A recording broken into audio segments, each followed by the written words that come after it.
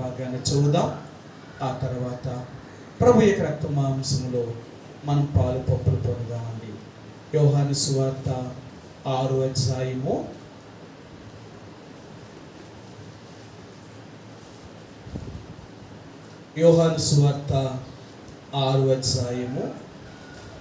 53 నుండి 58 వరకు ఈ 6 వచనాల్ని ఉత్తర ప్రతుత్త రీతిగా చదువుదామండి. యోహాను సువార్త 6వ అధ్యాయము 53 నుండి 58 వరకు మార్చి ఉత్తర ప్రతుత్త రీతిగా చదువుదాం. కావున యేసిట్లనెను, మీరు మనుష్య కుమారుని శరీరము తిని ఆయన రక్తము త్రాగితేనే కానీ మీలో మీరు జీవము గలవారు కారు.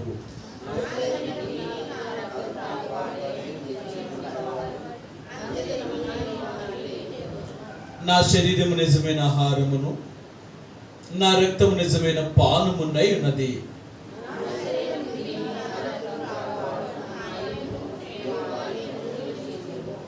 జీవము గల తండ్రి నన్ను పంపెను గనుక నేను తండ్రి మూలముగా జీవించుచున్నట్టే నన్ను తినివాడును నా మూలముగా జీవించును.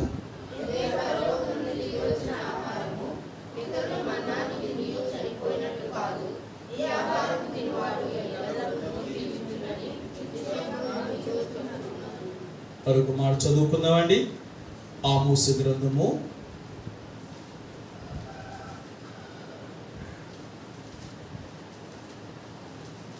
4వ అధ్యాయము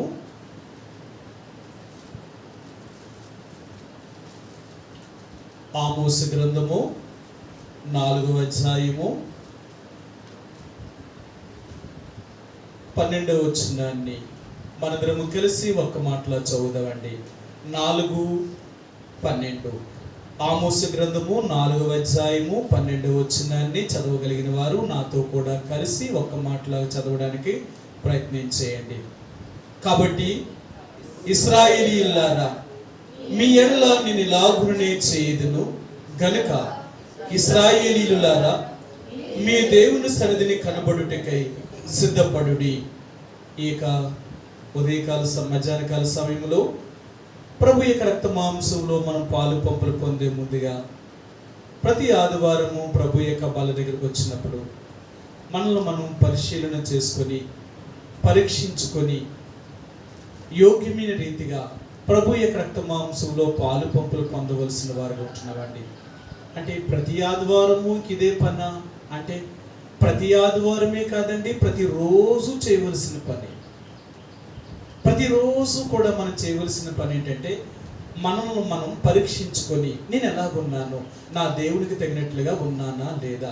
ఎందుకు ప్రతిరోజు పరీక్షించుకోవాలి అంటే ఏమో ఏ రోజు మన ప్రాణం పోతుందో మనకు తెలియదు కదా. ఏ క్షణాన్నైనా మన ఊపిరి అంటే మన ప్రాణం పోయింది అంటే ఆ క్షణాన్ని కానీ ఒప్పుకోలేని పాపం ఏదైనా ఉంది అంటే ఆ పాపం చేత మనం దేవుని యొక్క రాజ్యాన్ని కోల్పోతాం. ప్రభా, నేను ఇంత చిన్న తప్పుకే నన్ను పరలోక రాజ్యంలో చేరనివ్వా అంటే ఆ చిన్న తప్పే చాలట మన దేవుని యొక్క రాజ్యంలో చేరుకొనడానికి. అందుకని ప్రతిరోజు కూడా మనం దేవుని యొక్క బిడ్డలుగా చాలా జాగ్రత్త కలిగి ఉండాలండి. ముఖ్యంగా క్రైస్తవ జీవితాన్ని కలిగిన మనందరము కూడా ఎంతో జాగ్రత్త కలిగి భయము కలిగి మనం ఎంతో భక్తితో బ్రతకవలసిన వారు. చాలాసార్లు అనుకుంటాం యేసు ప్రభువుని నమ్ముకోవడం చాలా సులభము, కానీ దాన్ని కొనసాగించడం మాత్రం చాలా కష్టమండి. ఎందుకంటే మాటలు చెప్పడం వేరు, క్రియలు చేయడం వేరు. యేసు ప్రభువుని నమ్ముకున్నాము అంటే నమ్ముకున్న దగ్గర నుంచి నువ్వు తప్పు చేయకుండా నిన్ను కాపాడుకుంటూ వెళ్ళాలా. అంతేగాని నేను యేసు ప్రభువుని నమ్ముకున్నాను, ఎలాగ పడితే అలాగే జీవిస్తాను, నా ఇష్టం, నేను ఎలాగైనా చచ్చిపోతే పరలోకం తీసుకెళ్తానండి, అలా కుదరదు. దేవుని యొక్క రాజ్యంలో ప్రవేశించాలి అంటే పాపము లేకున్నట్లుగా ఈ లోకంలో ప్రతిరోజు నువ్వు నిన్ను చూసుకోవాలా. ఎంత కష్టం తెలుసా? ఎందుకంటే మనం జీవించేది, మనం నివసించేది అలాంటి పాప సంబంధమైన మనుషుల మధ్య. మనం ఇలాంటి పాప సంబంధమైన మనుషుల మధ్య ప్రతిరోజు వాళ్ళ మధ్యకి వెళ్తున్నాం, వాళ్ళ మధ్యనే జీవిస్తున్నాం. కానీ మనం పాపము లేకుండా జీవిస్తున్నామంట. సాధ్యమా? అలా జీవించగలుగుతున్నామా? అలాగే ఉండాలి. అందులో అంటారు కదా, నీటిలోనే పుడుతుందంట తామర పువ్వు. అది నీటిలో నుంచే పుడుతుందంట, కానీ అది నీటిని మాత్రం తన మీదకి రానివ్వదట. ఆ తామరాకును చూసిన ఒక్క నీటి చుక్క కూడా తన మీద ఉంచుకోదట. ఒక క్రైస్తవుని యొక్క జీవితం అలాగే ఉండాలి. ఇలాంటి లోకస్తుల మధ్య మనం జీవిస్తున్నాం, ఆ లోకస్తులతోటి కలిసి బ్రతుకుతున్నాం, కానీ వారికి ఉన్న చెడుతనం మనకు రాకూడదు. వారికి ఉన్న పాప సంబంధమైన స్వభావం మనలో ఉండకూడదు. అది వాళ్ళకి మనకి తేడా ఏంటంటే, వారిలాగా మనం జీవించినా, వారితోటే మనం కలిసి ఉంటున్నా, కానీ వారు చేస్తున్న క్రియలు మనం చెయ్యం. వారు జీవించినట్లుగా మనం జీవించాం. అదే వాళ్ళకి మనకి ఉన్న మార్పు. అలా జీవిస్తున్నామా? అలా జీవించకపోతే మనం ఎలా దేవుడి దగ్గరికి వెళ్తాం? ఏ మనుషుల మధ్య అయితే ఉంటున్నామో ఆ మనుషుల్లాగా మనం మారిపోతే, ఆ మనుషుల్లాగా మనం ఉండిపోతే ఇంకా వాళ్ళకి మనకి తేడా ఏముందండి? మీకు ఒక మాట చూపిస్తాను. దేవునికి వీళ్ళు ఇశ్రాయేలు ప్రజలు ఎలాగో తప్పు చేయడం వల్ల దేవుడు వారిని చంపివేశాడు. సంఖ్యాకాండము 25వ అధ్యాయము.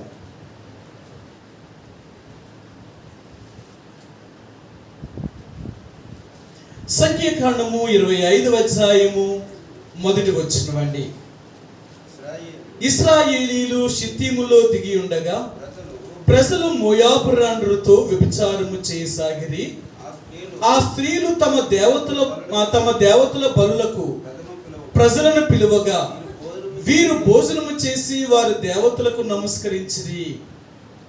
ఇశ్రాయేలీలు మోయాబీల మధ్యకి వెళ్ళినప్పుడు మోయాబీలు ఇశ్రాయేలీ ప్రజలను తన దేవతల పండుగలకు పిలిచారట. మరి వాళ్ళ మధ్య ఉంటున్నప్పుడు వాళ్ళు పిలుస్తారు కదా. ఇప్పుడు మనకి ఇరుగు పొరుగు ఉన్నారు కదా, మనకి ఇరుగు పొరుగు ఎలాగో ఉంటారు. ఇరుగు పొరుగు అంటే ఇచ్చుకోవడం పుచ్చుకోవడం. ఇరుగు పొరుగు ఎప్పుడు ఉంటుంది అంటే వాళ్ళ మన దగ్గరికి మన దగ్గర మన వాళ్ళ దగ్గరికి ఇచ్చుకున్నాం అనుకుంటే ఇరుగు పొరుగు అనమాట. ఇక్కడి నుంచి ఏమైపోతాం? ఇరుగు పొరుగు స్నేహభావంలోకి వెళ్ళిపోతాం. స్నేహభావం నుంచి ఎంత దూరం వెళ్ళిపోతామంటే వారే వీరైపోతారు, వీరే వారే అయిపోతున్నారు. కీర్తన గ్రంథము, క్షమించండి, కీర్తన 106వ కీర్తన, కీర్తన గ్రంథము 106వ కీర్తన 35వ వచనమండి. 106వ కీర్తన 35వ వచనం. అన్యజనులతో సహవాసము చేసి వారి క్రియలు నేర్చుకొనిరి. మనం ఎవరి మనుషుల ఏ మనుషుల మధ్య అయితే ఉంటున్నామో వారి క్రియలను నేర్చుకుంటామా? ఇదా దేవుని యొక్క ప్రజలు. దేవుడు అందుక మనం ప్రత్యేకం చేసింది. మనల్ని చూసి వారు నేర్చుకోవాల్సిన దానికి బదులుగా వారిని చూసి మనం నేర్చుకుంటున్నామా? ఒకవేళ అలాగుంటే మరి ఎలా పరలోకం చేరుతాం? మనం యేసుప్రభు వారిని ఎందుకు నమ్ముకున్నాం? మన గురంతా ఏది? మనం పరలోకం చేరాలి. ఇది మన గురంతా. ఏమున్నా ఏమి లేకపోయినా, ఎన్ని సమస్యలు మన జీవితంలోకి వచ్చినా మనం చేరవలసిన గమ్యం ఎక్కడంటే మనం పరలోకం చేరాల. ఒకవేళ మన జీవితంలో పరలోకాన్నే కానీ కోల్పోయేమో అంటే మనంత దురదృష్టులు ఇంకెవ్వరూ కూడా ఉండరండి.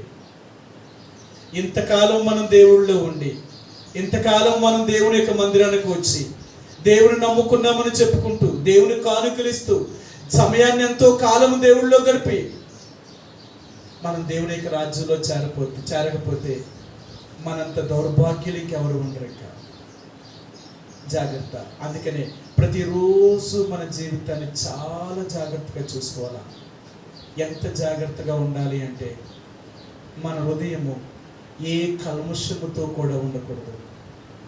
దేవునికి అయిష్టమైన దానితో ఏది మన జీవితంలో ఉండకూడదు. అంత శుద్ధీకరణ చేసుకోవాలా. అందుకని అంటాడు మన హృదయం ఎలాగ ఉండాలంటే ఎటువంటి కల్మషము కానీ, ఎటువంటి మరి అపవిత్రత కానీ మన హృదయముకు కానీ మనకి కానీ ఉండకున్నట్లుగా ప్రతిరోజు మనం పరీక్షించుకోవాలా. అందుకని అంటాడు మనందరము దేవుని సన్నిధికి ఎలాగో ప్రవేశించాలి అంటే నిర్మలమైన మనస్సాక్షి కలిగిన వారిమై. చూడండి, చూపిస్తాను. ఏప్రిల్కి రాసిన పత్రిక 10వ అధ్యాయము, ఏప్రిల్కి రాసిన పత్రిక 10వ అధ్యాయము 22వ వచనమండి. 10:22. మనస్సాక్షికి కల్మషము తోచుకున్నట్లుగా ప్రోక్షింపబడిన హృదయములు గలవారిమును నిర్మలమైన ఉదకముతో స్నానము చేసిన శరీరములు గలవారిమునయుండి. సరే, కిందలో అంటాడు, యథార్థమైన హృదయముతో మనము దేవుని సన్నిధానమునకు చేరుదము. మన హృదయం నిర్మలమైన కల్ముషము లేనిదై ఉండాల. అందుకని అంటారు, ఎటువంటి కల్ముషమైనా మన హృదయంలో ఎటువంటి రకమైన దేవునికి విరోధమైన పాపమును కలిగి ఉండినా మనం దేవుని యొక్క రాజ్యములకు ప్రవేశించలేం. మన హృదయం ఎలాగుండాలి అంటే ఏ కల్ముషము లేనిదై ఉండాలి. అందుకని అంటాడు, యేసు ప్రభువారు ఒక రోజున శిష్యుల్ని గద్దించాడు.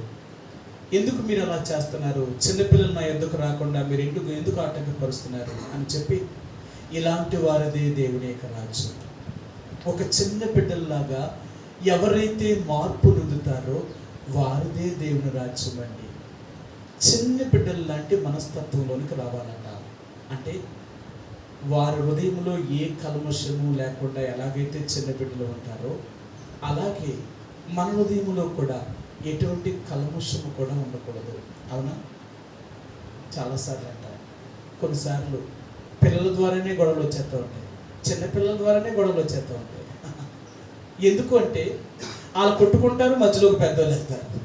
వాళ్ళు కొట్టుకుంటే పిల్లలకి తల్లిదండ్రులు పెద్దోళ్ళు వెళ్తాం. సమస్యలు ఉంటుంటే ఇప్పుడు కొట్టుకుంటారు, మరో క్షణంలో కలిసిపోతారు. వాళ్ళకి ఏం తెలీదు, కక్ష ఏమీ లేదండి. పిల్లలకి కక్షలు ఉండవు. అందుకనే దేవుడు అంటున్నాడు, మనం ఎలా ఉండాలి అంటే ఇలాంటి స్వభావం కలిగిన వారు. మరి మన స్వభావమే మారకపోతే మనం ఎలా దేవుని రాజ్యంలో చేరుతాం? అసలు మన గురే దేవుని రాజ్యం చేరడం కదా. మనం గురే దేవుని యొక్క రాజ్యంలో చేరాలి అంటే, ఆ దేవుని యొక్క రాజ్యంలోనికి ప్రవేశించాలి అంటే మన హృదయంలో ఎటువంటి దేవునికి విరోధమైనది పాపం అనేది లేకుండా చూసుకోవాలి. ఎటువంటి కల్మషము కూడా ఉండకూడదు. అందుకని ప్రతిరోజు మనం ఏం చేసుకుంటామంటే మళ్ళీ మన ఆత్మ పరిశీలన చేసుకుంటాం. చేస్తారా లేదా? మరి మీరు చేస్తారో లేదో నాకు తెలియదు, కానీ ప్రతిరోజు నాకు నేనుగా నా ఆత్మ పరిశీలన చేసుకుంటాను. ప్రభువా, నా హృదయములో నాలో ఇంకెక్కడైనా నీకు విరోధమైనది ఏదైనా ఉందా?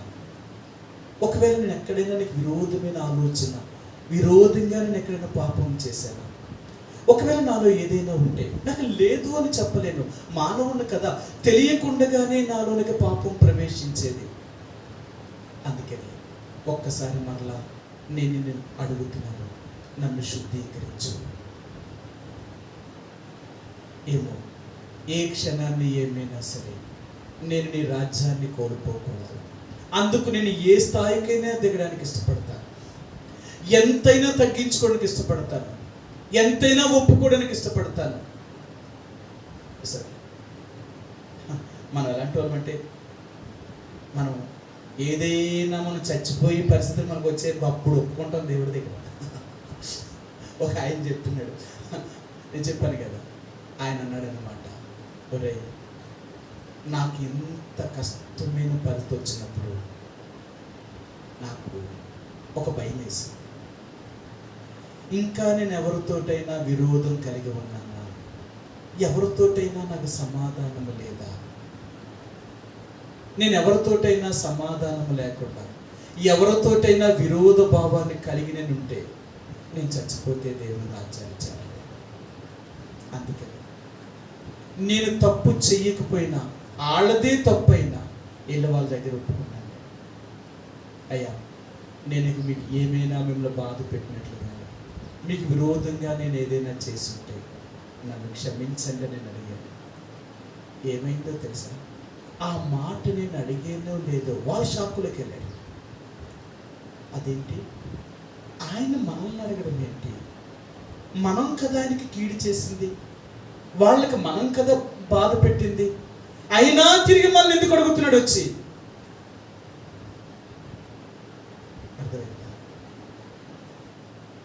అందుకనే దేవుడు అంటున్నాడు, మనం చనిపోకముందే ఎవరి దగ్గర మనం అసమాధానంగా కానీ, ఎవరితోటి కానీ విరోధ భావాన్ని కానీ మనం కలిగి ఉండొద్దు.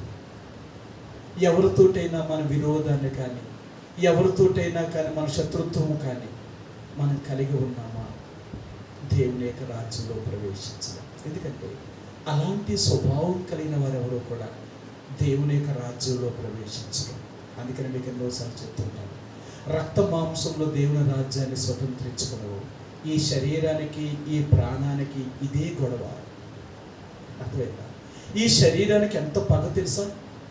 దాన్ని ఎవరైనా ద్వేషించినా, తను ఎవరైనా ఏమైనా అన్నా, తనకు విరోధంగా ఏదైనా చేశారు అంటే ఈ శరీరం చచ్చేదాకా ఇది కక్షతో కూడుకుంటుంది. కక్ష అన్నమాట.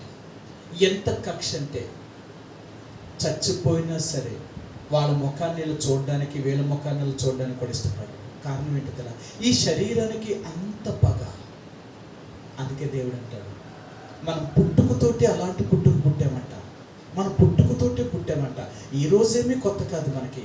దావీదు కీర్తన, దావీదు మహారాజు ఆయన అంటాడు, మనం పుట్టుకతోటే ఎలాగ జన్మించాము అంటున్నాడు ఆయన. మనం పుట్టుకతోటే జన్మించామంట. ఎలాగ జన్మించామో మీకు చూపిస్తాను. దావీదు కీర్తన 58వ అధ్యాయము, కీర్తన గ్రంథము 58వ అధ్యాయము 3వ వచనం అండి. 58:3. తల్లి కడుపున పుట్టినది మొదలుకొని భక్తిహీనులు విపరీత బుద్ధి కలిగి ఉందరు, పుట్టుకతోడనే అబద్ధములాడుచు తప్పిపోవుదురు, వారి విషము నాగుపాము విషయం వంటిది. పుట్టుకతోటే మన స్వభావం ఎలా పుట్టామంటండి. అందుకని అంటున్నాను, మరి మనం దేవుణ్ణి కలిగిన తర్వాత మనం మారేమా? పుట్టుకతో అలాంటి జన్మే పుట్టాం, కానీ మనం యేసు ప్రభులోకి వచ్చిన తర్వాత మన జీవితాన్ని మార్చుకున్నవారు. అందుకని ఈరోజు దేవుడు అంటున్నాడు, జాగ్రత్త, నీ హృదయములో కానీ ఎటువంటి కల్మషము కానీ, నాకు విరోధమైనది కానీ యథార్థమైన హృదయము కానీ లేకపోతే ఏ రోజు నీ ప్రాణం పోయినా నువ్వు నా రాజ్యంలో చేరలేవు. అందుకని దేవుని బిడ్డలుగా ప్రతిరోజు మన హృదయ పరిశీలన చేసుకుంటూ ఉంటాం. మళ్ళీ మనం పరీక్షించుకుంటాం, ప్రభువా నా హృదయంలో అలాంటి విరోధ భావము కానీ, అలాంటి కక్ష కానీ, అలాంటి ద్వేషము కానీ, యథార్థత లేని జీవితము కానీ నాలో ఉంటే అది నా నుండి తీసివేసి, అది అలాంటిది నాలో ఉండకూడదు. ఒకవేళ అలాంటి స్వభావం నేను కలిగి ఉంటే నేను నీ రాజ్యంలోనికి ప్రవేశించాలి, నీ రాజ్యంలో వచ్చాను. అందుకని ప్రతిరోజు మనం ప్రభువు దగ్గర పరీక్షించుకునేవారమండి. ప్రతిరోజు పరీక్షించుకుంటాం. అలాగే ప్రతి ఆదివారము వాళ్ళ దగ్గరికి వచ్చినప్పుడు కూడా, ప్రభువా ఇంకా నా జీవితంలో ఉన్న వాటిని సరి చేసుకోవడానికి ఇష్టపడుతున్నాను. అందుకని బల్ల దగ్గరికి వచ్చినప్పుడు ఒకవేళ బల్ల దగ్గర ఏమైనా గుర్తొస్తేనంట, అది ఒప్పుకునేదాకా, సరి చేసుకునేదాకా ఆ బల్లలో కూడా పాలు పంపులు పొందకూడదట. సరే, మీకు ఈ మాట కూడా చూపిస్తాను. మత్తయి సువార్త 5వ అధ్యాయంలో యేసు ప్రభువారు ఈ భూమి మీద ఉన్నప్పుడు ఆయన ఏం చెప్పారో చూపిస్తాను. మత్తయి సువార్త 5వ అధ్యాయము 23వ వచనమండి. 5:23. కావున నీవు బలిపీఠం వద్ద అర్పణము నర్పించుచుండగా నీ మీద నీ సహోదరునికి విరోధం ఏమైనా కలదని అక్కడ నీకు జ్ఞాపకం వచ్చిన యెడల అక్కడ బలిపీఠం ఎదుటనే నీ అర్పణమును విడిచిపెట్టి మొదట వెళ్ళి నీ సహోదరునితో సమాధాన పడము, అటు తరువాత వచ్చి నీ అర్పణమును అర్పింపము. దేవుడి దగ్గర నువ్వు బల్ల దగ్గర పాలు పంపులు పొందే ముందుగా నీ హృదయంలో ఏదైనా పాపము కల్మషం ఉంది అని తెలియగానే పాలు పంపులు పొందడానికి ప్రయత్నించి, ఇలాంటి విరోధ భావముతో, కక్షతో, ద్వేషముతో నువ్వు పాలు పంపులు పొందడం వల్ల నువ్వైనా నేనైనా అలాగ పాలు పంపులు పొందితే మనం ఎలాగ దేవుని రాజ్యం చేరుతాం? మనం అనుకుంటున్నాం అలాగ పాలు పంపులు పొందినా మనం దేవుడి రాజ్యం వెళ్ళిపోతామేమో అని. కానీ దేవుని వాక్యం అలా చెప్తలేదు. నువ్వు సరి చేసుకున్నప్పుడు మాత్రమే ప్రవేశిస్తావు. సరి చేసుకున్నప్పుడే.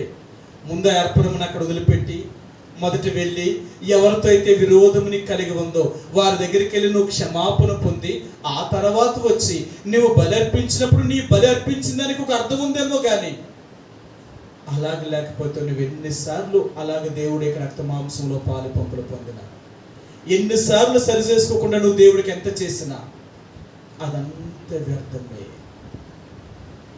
అంత వ్యర్థమే. నేను మరలా చెప్తున్నాను, నువ్వు దేవుడికి ఏది చేసినా దేవుడి ద్వారా నువ్వు ఆశీర్వాదం పొందాలి అనుకుంటే నీ హృదయంలో పాపము లేకున్నట్లుగా చూసుకో. ఎప్పుడైతే నీ హృదయంలో పాపము లేకున్నట్లుగా నువ్వు చూసుకోగలుగుతావో, నువ్వైనా నేనైనా, ఆ తర్వాతే దేవుడు నిన్ను ఆశీర్వదించగలవు. లేకపోతే దేవుడి ద్వారా నువ్వు ఆశీర్వదించబడవు. ఈ రోజైనా దేవుడు చెప్తున్నాడు, నువ్వు నా రక్త మాంసంలో పాలు పంపులు పొందే ముందుగా నిన్ను నువ్వుగా ఎలా ఉన్నావో చూసుకోగలుగుతున్నావా? నీ హృదయంలో శరీర సంబంధమైనవి ఏది కూడా ఉండకూడదు. నువ్వు ఆత్మ సంబంధమైన వ్యక్తివి. ఏ రోజునైతే యేసు ప్రభువుని అంగీకరించావో ఆ రోజు నుంచి నువ్వు మారిన వ్యక్తివి, లోకానికి విరోధముగా జీవించే వ్యక్తివి. అందుకని బైబిల్ గ్రంథాలు అంటాడు, రోమిలికి రాసిన పత్రిక 12వ అధ్యాయం, మీరు ఈ లోక మర్యాదను అనుసరింపక. లోక మర్యాద ఏంటి? నీకు ఇచ్చేవారికి నువ్వు ఇవ్వాలా, నేను గౌరవించే వారిని గౌరవించాలా, నీకు పెట్టేవారికే నువ్వు పెట్టాలా, అది లోక గౌరవం. కానీ దేవునికి తెలియదు, దానికి వ్యతిరేకమైనది. నేను దూషించే వారిని నువ్వు ప్రేమించాలా, నేను శపించే వారిని నువ్వు దీవించాలా, నీకు పెట్టని వారికి నువ్వు పెట్టాలా, వ్యతిరేకం అన్నమాట. వాళ్ళు ఏం చేశారని నేను ఎందుకు చేస్తానంటే, వాళ్ళు ఏమీ చేయకపోయినా నువ్వు చెయ్యాలి. కారణం ఏంటో తెలుసా? నువ్వు దేవుని పెట్టేది.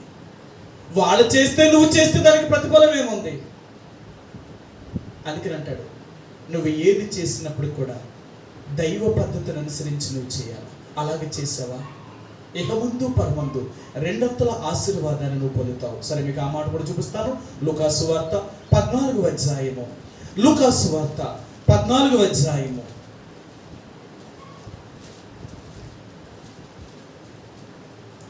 14 వచ్చినవండి. 14 నీవు ప్రత్యుపకారము చేయుటకు వారికి ఏమీ లేదు గనుక, నీకు ప్రత్యుపకారము చేయుటకు వారికి ఏమీ లేదు గనుక నీవు ధన్యుడు వగుదువు.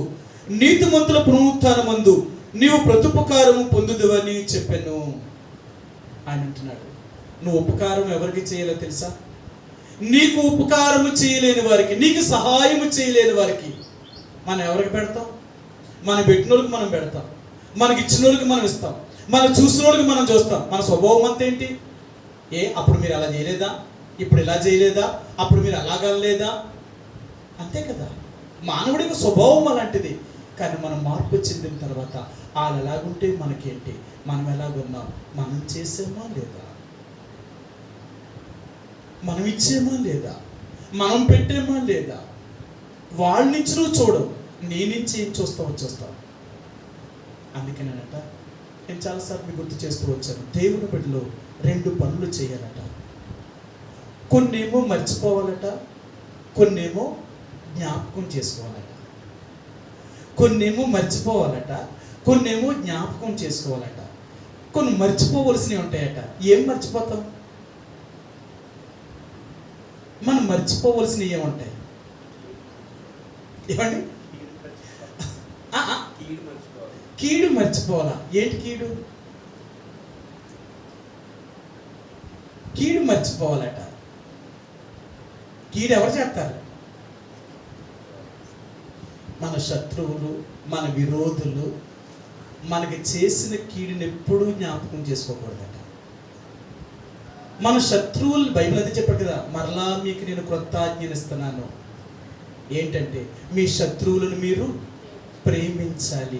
శత్రువును ప్రేమించాలి అంటే వాళ్ళు చేసిన కీడుని మర్చిపోవాలట. ఒకటి మంచి మాట చెప్పారు. శత్రువులు అంటే మనకి ఎవరైతే కీడు చేస్తారో ఆ కీడుని మర్చిపోవాలట. ఒకటి. ఇంకోటి మర్చిపోవాలట. ఇంకోటి కూడా మర్చిపోవాలట. 3 చెప్పారు. ఇంకోటి మర్చిపోవాలట. మర్చిపోవలసినవి ఉన్నాయి. ఇంకేం మర్చిపోవాలట. రెండోది ఏంటో తెలుసా?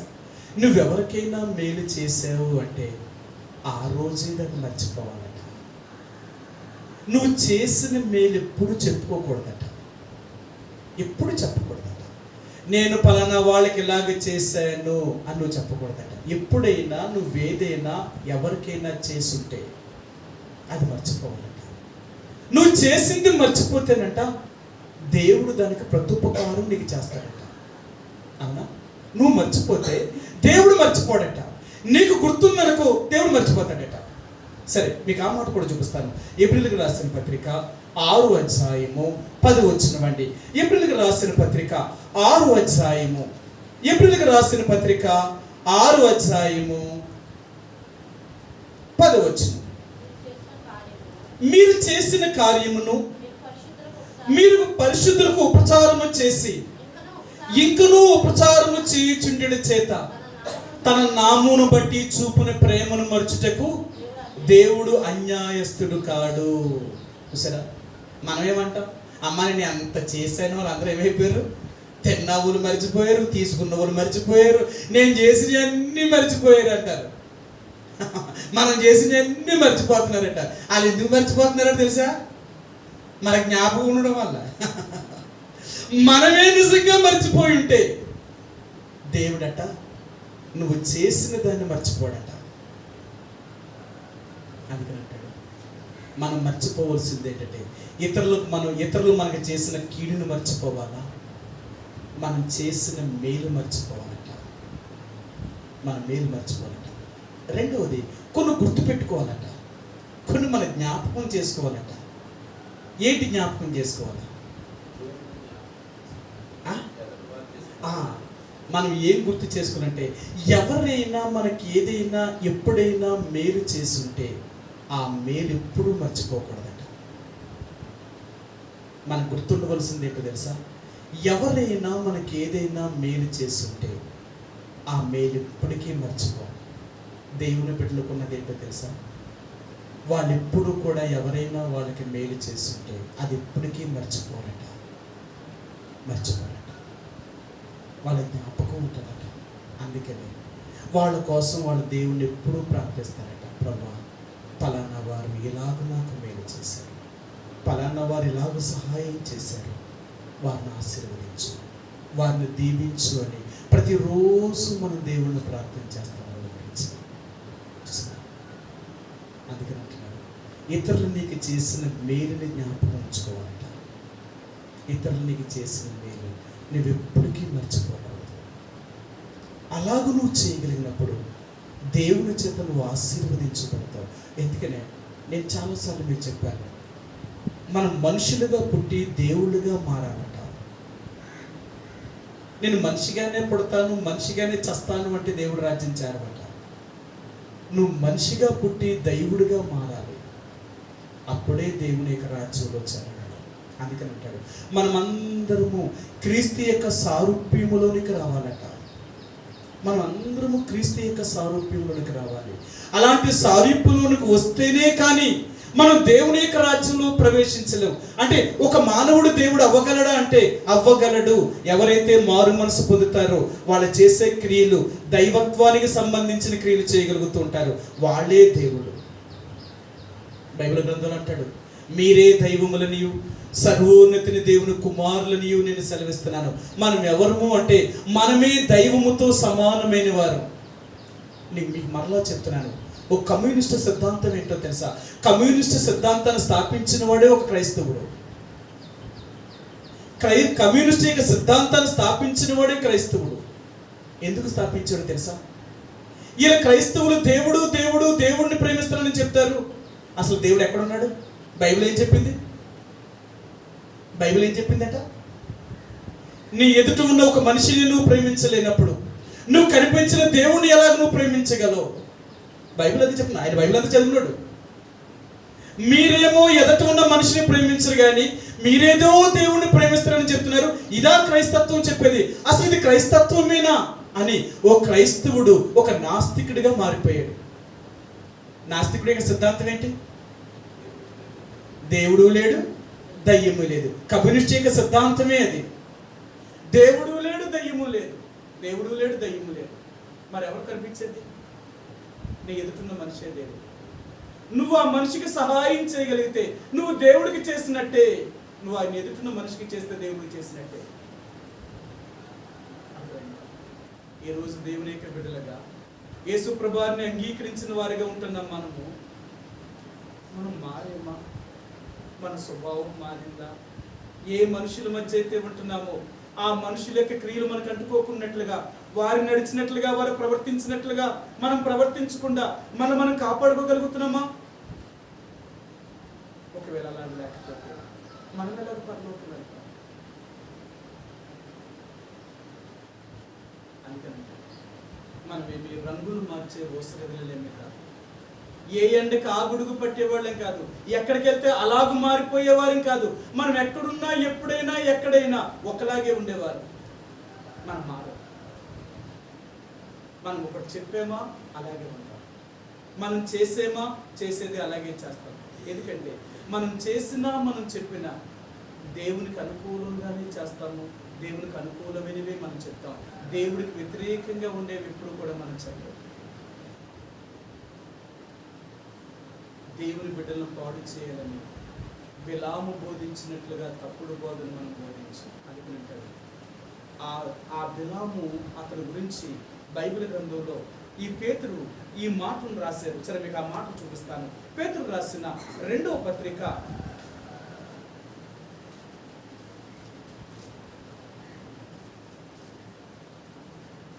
2వ అధ్యాయము 15-16 వచనాలండి. 15-16 వచనాలు. తిన్నని మార్గమును విడిచి వేరు కుమారుడైన బిలాము పోయిన తప్పు మార్గమును బట్టి త్రోవ తప్పిరి. ఆ బిలాము దుర్నీతి వల్ల కలుగు బహుమానమును ప్రేమించెను. అయితే తాను చేసిన అతిక్రమము నిమిత్తము అతడు గద్దింపబడెను. ఎట్లనగా నోరు లేని గార్ధబొమ్ము మానవ స్వరముతో మాట్లాడి ఆ ప్రవక్త యొక్క వెర్రితనమును అడ్డగించెను. బిలాము యొక్క తప్పుడు బోధ లేక తప్పుడు మార్గము, ఎంత తప్పుడు మార్గాన్ని, తప్పుడు యొక్క బోధను బోధించాడు తెలుసా? బాలాకు రాజునకు బిలాము బోధించిన బోధ, ఇశ్రాయేలు ప్రజలు నాశనం అవ్వాలి అంటే, ఇశ్రాయేలు ప్రజలు చచ్చిపోవాలి అనుకుంటే నువ్వేమీ చేయకూడదు, వాళ్ళతో పాపం చేయించాలి. వాళ్ళతో నువ్వు పాపం చేయించవా, నువ్వు ఏమీ చేయకుండానే వాళ్ళంతటా వాళ్ళు నాశనం అయిపోతారు. ఇలాంటి బోధ బోధించాడు ఆయన. అందుకని మనం ఎప్పుడూ కూడా ఇతరులకు కీడు కలిగించేవి ఎప్పుడూ కూడా మనం చెప్పం, ఇతరులను నష్టపరిచేవి ఎప్పుడూ కూడా మనం చెప్పం. ఎందుకో తెలుసా? మన దేవుడు మనం ఎప్పుడూ మేలు కోరేవారిమే తప్ప ఒకరి కీడు కోరేవారు మాత్రం కాదు. దేవుని యొక్క బిడ్డలుగా యేసు ప్రభువుని అంగీకరించిన దగ్గర నుంచి మన స్వభావం రోజు రోజుకి మారాలి. ఎంత మారాలి అంటే దేవుడు ఆయన కలిగిన సమానమైన సంపూర్ణతలోనికి రావాలి. యేసు ప్రభువుకి మనకి సమానమైన సంపూర్ణత. ఇంకెక్కడా దేవుడికి తక్కువలో ఉండకూడదు. మనం ఒకవేళ కాటాలో దేవుడిని మనల్ని పెట్టి చూసుకోగలిగితే మనం దేవుడికి సమానమైన రీతిగా కనపడాలా. అంటే అలా కనపడాలి అంటే మన క్రియలను చక్కపరుచుకోవాలి, మన జీవితాన్ని చక్కపరుచుకోవాలి.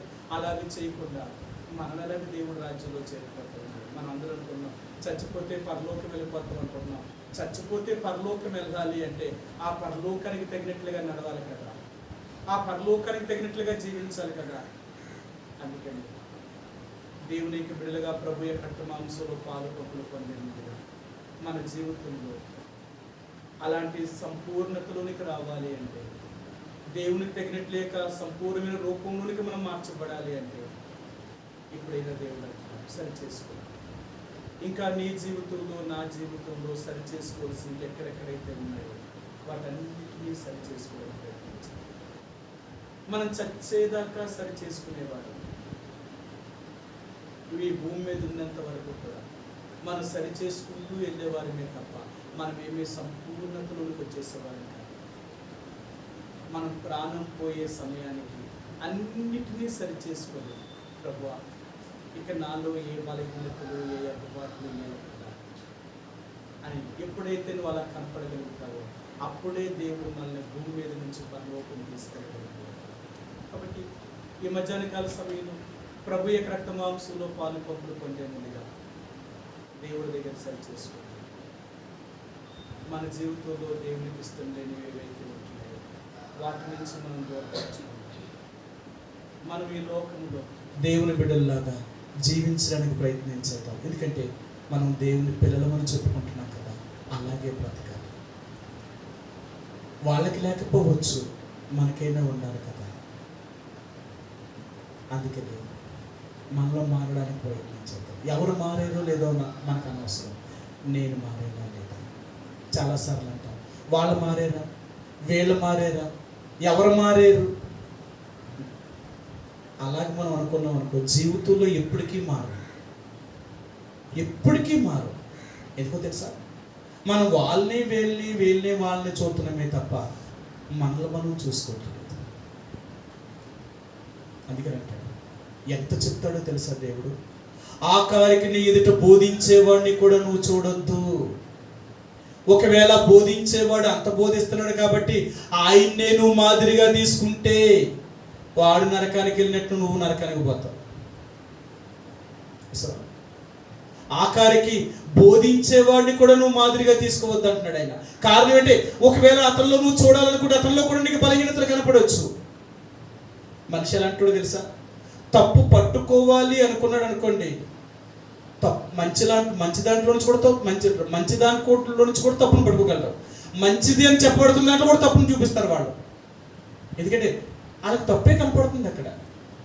లేదండి నేను చేసింది మంచి, ఇదిగో నేను చేసింది ఇదైనా సరే, నువ్వు చేసిన తప్పు నువ్వు చూసే విధానంలో ఉంది, నువ్వు అర్థం చేసుకునే దాంట్లో ఉంది. అందుకని అంటాను, నీ మనసు మంచిదైతే ఎంత చెడ్డ దాంట్లో నుంచైనా మంచిని చూడగలుగుతాం.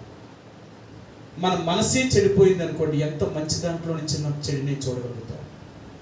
అందుకని అంటాను, ఇలాంటి లోకములో మనం ఎంత పవిత్రంగా జీవించాలి, ఎంత యథార్థంగా జీవించాలి. మనం అంత తేలిక ఇలాంటి మనుషుల మధ్య జీవించడం అంటే అంత సులభమేమీ కాదు. అందుకని ఈరోజు మళ్ళా దేవుడు అంటున్నాడు, నువ్వెవరిని చూడు, నీకు నువ్వే చూసుకో. నువ్వు ఎవరిని చూసినా సరే వారిలో నీకు బలహీనతలు కనపడుతూనే ఉంటాయి, చచ్చేదాకా కనపడుతూనే ఉంటాయి. వాళ్ళు చూసి నువ్వు మారలేదనుకో, వాళ్ళలాగా నరకానికి పోతారు. వాళ్ళని అనుసరించావు కాబట్టి నువ్వు నరకానికి పోతావు. దాని ఫలితం ఏంటి? అందుకని నువ్వు నా దగ్గరికి వచ్చింది వాళ్ళని వీళ్ళని చూడడానికి వచ్చావా, నన్ను చూడడానికి వచ్చావా? అందుకని నువ్వైనా నేనైనా ఎవరిని చూడొద్దు. బైబిల్ గ్రంథం అంటాడు, యేసు వైపు చూచు, నీ దృష్టి అంతా దేవుడి మీద చూడు, నువ్వు దృష్టిని మరల్చొద్దు. నువ్వు ఎవరి వైపు నువ్వు చూసినా నువ్వు దేవుని యొక్క రాజ్యంలో చేరలేవు. ప్రభువును మాత్రమే చూడగలిగేవా, నువ్వు దేవుని యొక్క రాజ్యంలో చేరగలుగుతావు. అందుకే ఈ లోకంలో ఎవరు మారేదో లేదో మనకు అనవసరం, కానీ నేను మారేనా లేదా, ఆ దేవుని వాక్యానికి అనుగుణంగా నేను ఉన్నానా లేదా చాలు, నేనుంటే చాలు. అలాగా నువ్వుండు, నీలాగా నీ కుటుంబాన్ని మార్చుకో చాలు. ఇంతకంటే గొప్పది మరొకటి లేదు. నిన్ను నీ కుటుంబాన్ని అలా మార్చుకొని పరలోకం చేరవా, చాలా ధన్యుడివి, చాలా గొప్పవాడివి. నీ అంత గొప్పవారే ఇంకెవరు ఉండరు. నువ్వు మారి నీ కుటుంబాన్ని నీలాగా మార్చుకొని ఆ ప్రభు యొక్క సారీపులను తీసుకుని వెళ్ళావు అంటే ఇక నీ ఎంత గొప్పవాడు ఇంకెవరు ఉండరండి. నువ్వు ఎవరినో మార్చక్కరొద్దు, నీకు దేవుడిచ్చిన నీ కుటుంబాన్ని మార్చుకొని పరలోకం తీసుకెళ్ళి. ఇంతకంటే గొప్పదనేది ఇంకోటి ఏముంది? ఇలాగ ప్రతి ఒక్కరము మన కుటుంబాలను మార్చుకొని ఆ దేవుని యొక్క రాజ్యంలో తీసుకెళ్ళగలిగితే మన సంఘం అంతా ఎత్తబడినట్టే కదా, మన కుటుంబాలన్నీ దేవుని యొక్క రాజ్యంలో ఉన్నట్టే కదా. అలాగ ఉండాలి అంటే ముందు మనం మారాలి. మనం మారకుండా ఒకళ్ళు మార్చడానికి ప్రయత్నించి అలాగ మనం మారడానికి ప్రయత్నించాలి. ఎవరిని చూడొద్దు, ఎవరిని కూడా ఎవరి వైపు ఎవరి మాదిరిని అనుసరించొద్దు. మన మాదిరి యేసు ప్రభువారు. మన దృష్టి దేవుడి మీద ఉంచు. ఆయన ఏం చెప్పాడు, నేనేం చేస్తున్నాను, అలాగ ఉన్నానా లేదా. నీ వెనక ఎన్ని రకాలుగా మనుషులు ఎన్ని అనుకున్నా పట్టించుకో. కారణం ఏంటో తెలుసా, లోకం మంచివారిని అనే లోకమే తప్ప చెడ్డవారిని అనేది కాదు. చెడ్డవారు నందండి, మంచోళ్ళనే అంటుంది లోకం. ఎందుకంటే మనం మంచి వాళ్ళకి నచ్చుతా లేదు కాబట్టి, మనం మంచి వారికి నచ్చదు కాబట్టి, మనం మంచి వారికి నచ్చలేనంత మాత్రానికి వాళ్ళేదో మనల్ని అన్నారని దాని గురించి ఎప్పుడూ బాధపడదు. అందుకే నా పుస్తకం పౌలు అంటాడు, నేను గురి ఎత్తుకు పరిగెత్తుకుంటూ వెళ్తున్నప్పుడు నా వెనక ఉన్నవి నన్ను లాగుతున్నాయి వెనక్కి, కానీ నేను వెనకున్నవన్నీ మర్చిపోతున్నాను, ముందున్న వాటి కొరకు నేను పరిగెత్తుతున్నాను.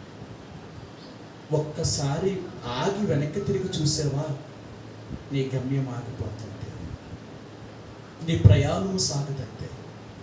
వెనక్కి తిరిగి చూడద్దు ఎప్పుడు కూడా. ఈ లోకం ఎప్పుడు కూడా నీ వెనకాల ఉండి ఎన్నో కాని మాటలు పలుకుతూ ఉంటుంది. నీ వెనకాల మాట్లాడుకునే దాని గురించి నువ్వెందుకు అంత బాధపడతావు? ఒకవేళ నీ ముందొచ్చినప్పటికీ కూడా నువ్వు బాధపడవు. కారణం ఏంటో తెలుసా? ప్రభువా, వాళ్ళు నన్ను ఇంతే అర్థం చేసుకున్నారు. సరే, కానీ చిన్న మాట చెప్పి నేను ముగిస్తాను. ఒక సాధువు ఒక చెట్టు కింద కూర్చొని ఆయన ధ్యానం చేసుకుంటున్నాడు అన్నమాట. ధ్యానం చేసుకుంటూ ఉంటే ఒక వ్యక్తి అదే దారిని వెళ్తున్నాడు. ఈ చెట్టు కింద ఈ తపస్సు చేసి ధ్యానం చేసుకుంటున్న ఈ సాధువును చూసి ఆయన దగ్గరికి వెళ్ళి ఎలాగైనా సరే ఈ సాధువుని కలవరపరచాలా అని ఆ సాధువు దగ్గరికి వెళ్ళి నోటుకొచ్చినట్లుగా తిడుతున్నాడట. ఆ సాధువుని ఎన్నో తిట్లు తిట్టాడు. సరే, ఆ సాధువు కళ్ళు తెరిచి చూసి నవ్వాడట. కళ్ళు తెరిచి చూసి నవ్వితే ఇది ఇంకా కోపం పెట్టిందట. అసలు నీకేమైనా మనిషి జన్మ ఎత్తావా? ఇన్ని తిట్లు తిట్టాను నేను నిన్ను, నువ్వేమనాలా? ఒక్క మాటైనా నన్ను అనాలా లేదా? ఒక్క మాటైనా నన్ను అనాలా లేదా? నువ్వు అసలు నీకేమైనా, అసలు మనిషి జన్మ ఎత్తావా? నీకేమైనా రక్తం ఉందా? నీకేమైనా పౌరుషం ఉందా? ఇన్ని మాటలు నేను అన్నందుకు ఒక్క మాటైనా నన్ను అంటావేమో అనుకున్నాను, ఒక్క మాట కూడా నువ్వు అనలేదు అన్నాడట. అప్పుడు సాధువు అన్నాడట, బాబు, ఇప్పుడు దాకా తిట్టినవన్నీ నన్నే తిట్టావా అన్నాడట. నిన్ను కాకపోతే ఇంకెక్కడ తిడతాను, ఇక్కడ ఎవరు లేరు కదా, నువ్వే ఉన్నా నిన్నే తిట్టాను అన్నాడట. అప్పుడు సాధువు అన్నాడట, ఇవన్నీ నన్ను తిట్టావా? నాయి కాదనుకున్నానయ్యా, ఎవరినో తిడతావేమో అనుకున్నాను, అందుకే నీ మీద నాకు కోపం రాలేదయ్యా అన్నాడట. సో నీలో రావాల్సింది ఏంటో తెలుసా?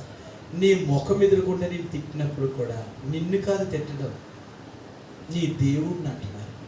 అంతే కదా, బైబిల్లో ఒక మాట ఉంది, నిన్ను దూషించేవారు దూషించబడతారు. ఎవరైనా నిన్నేమైనా అన్నారు అంటే, నిన్నేదైనా చేశారు అంటే నిన్ను చేసినట్లు కాదు, నిన్నన్నట్టు కాదు, నీ దేవుడిని అన్నట్టు. అన్నాడా లేదా? మిమ్మల్ని ముట్టినవాడు నా కన్నుగుట్టును ముట్టినట్టు వాడితో సమానం. మిమ్మల్ని ఎవరైనా ఏదైనా చేసినా, మిమ్మల్ని ఎవరైనా ఏదైనా అనినా అది మిమ్మల్ని అన్నట్టు కాదు, నన్నన్నట్టు. అందుకనే నువ్వెప్పుడు కూడా నిన్నన్న వాళ్ళని నువ్వేమనకుండా ఉండిపోతే చాలు. నిన్నన్న వాళ్ళని నువ్వేమనకుండా ఉంటే చాలు.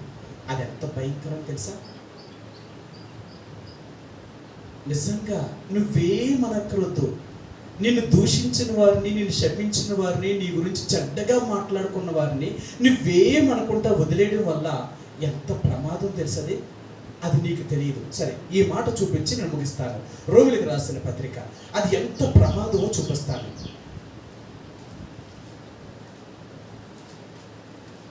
12వ అధ్యాయం 20వ వచనం అండి. రోమిలికి రాసిన పత్రిక 12వ అధ్యాయము 20వ వచనం. కాబట్టి నీ శత్రువు ఆకలి కొని ఉంటే అతనికి భోజనం పెట్టుము, దప్పుకొని ఉంటే దాహం నకిమ్ము. అలాగు చేయుట వలన అతని తల మీద నిప్పులు కుప్పగా పోయేదు. అంటే నిన్ను దూషించిన వారిని, నిన్ను శపించిన వారిని, నీ మీద చెడ్డ మాటలలో పలికిన వారిని నువ్వేమనుకుంటా ఆగిపో, మాట్లాడొద్దు. వాళ్ళు ఏమైపోతారు తెలుసా? నీ కళ్ళెదుటే నాశనం అయిపోతారు. నువ్వేమనక్కరొద్దు. ఎందుకో తెలుసా? నిన్ను అన్నారు కాబట్టి దేవుడు వారి మీద పగ తీర్చుకుంటాడు. దేవుడు తీర్చుకుంటాడు. కానీ మనం వాళ్ళ దేవుడు తీర్చేదా కాదు కదా. వాళ్ళు నన్ను అంటారా, నేను పడతానా? వాళ్ళు ఒకటంటే మనం 10 అంటే ఇంక దేవుడు ఎక్కడ చూసుకుంటాడండి? అందుకని బైబిల్లో ఒక మాట అంటాడు, నువ్వు సహించగలిగితే సమస్తాన్ని జయించగలుగుతావు. నువ్వు సహించు. కాబట్టి దేవుడి యొక్క బిడ్డలుగా యేసు ప్రభువుని అంగీకరించిన వారు ఉంటున్న నీవు నేను మారాలి. ఎలాగ మారాలో తెలుసా? లోకానికి ఒక వింతైన జనాంగం. వాళ్ళు అడుగుతారు, మీరు ఎలా ఉండగలుగుతున్నారండి, మీరు ఎలా చేయగలుగుతున్నారు, ఇలాగ ఎలా సాధ్యం? వాళ్ళు మనం చూసి అనాలన్నమాట, ఏమండి ఇది నన్ను బట్టి కాదు, నేను కాదు ఎలాగుండదు, నన్ను రక్షించిన దేవుడు నన్ను మార్చాడు. నేను కూడా మీలాంటి వ్యక్తినే. నేను ఈ రోజు ఇలాగ ఉన్నాను అంటే దానికి కారణం ఎవరంటే నన్ను రక్షించిన దేవుడు నన్ను మార్చాడు. నన్ను రక్షించిన దేవుడు. అందుకని ఈరోజు నువ్వు నేను కూడా మార్పు అంటే అలాగ మార్పు చూపించు. నువ్వు ఎప్పుడైతే నేను అలాగ మార్పు చూపిస్తాను, నిన్ను బట్టి నీ కుటుంబమే తెలుసుకుంటుంది, నీ కుటుంబమే మారుతుంది, నీ చుట్టూ ఉన్న సమాజం మారడానికి ప్రయత్నించాలి. వాళ్ళు చేశారని చేయొద్దు, వాళ్ళు అన్నారని అనొద్దు. నువ్వు చూపించవలసిన దేవుని యొక్క ప్రేమను చూపించు. నువ్వెంత ప్రేమిస్తావు, నువ్వంత ద్వేషించబడతావు. నువ్వు ద్వేషించబడే ప్రతిదానికి నీకు ఆశీర్వాదమే. అందుకంటే మనకు ఆశీర్వాదం ఎక్కడుందో తెలుసా? మనం ఎంత దూషించబడతామో, ఎంత శపించబడతామో, ఎంత కీడు అనుభవిస్తామో అంత ఆశీర్వదించబడతాం. ఇవన్నీ మనకు ఆశీర్వాదాలు, ఇవన్నీ మనకి దీవెనలు అన్నమాట. కాబట్టి దేవుని యొక్క బిడ్డలుగా మనం దేవుని ప్రజలు ఎప్పుడూ కూడా మనిషిలాగే బ్రతకడానికి ప్రయత్నించేది, మానవ స్వభావంతో జీవించాలని ప్రయత్నించేది, దైవ స్వభావాన్ని కలిగి జీవించు. ఎప్పుడైతే మనం అలాగే జీవించాలని ప్రయత్నించేయగలుగుతామో దేవుని ద్వారా భూమి మీద ఆశీర్వదించబడతాం. ఈ లోకాన్ని విడిచిపెట్టిన తర్వాత ఆ దేవుడితో యుగయుగాలు సంతోషమైన జీవితాన్ని జీవిస్తాం. అలాంటి జీవితాన్ని నీకు నాకు దేవుడు అనుగ్రహించును గాక. కొంత సమయం మనంగా పరీక్షించుకుందాం. ప్రభు యొక్క రక్త మాంసములో యోగ్యమైన రీతిగా పాలు పంపులు పొందే ముందుగా మన అందుబాటుని, మన బలహీనతల్ని సరి చేసుకొని ప్రభు దగ్గర మనం ఒప్పుకొని, ఇంకా మనలో ఏమైతే బలహీనతలు ఉన్నాయో, ఏమైతే అందుబాటులు గుండా మనం వెళ్తున్నామో వాటిని సరి చేసుకొని ప్రభు యొక్క రక్త మాంసంలో పాలు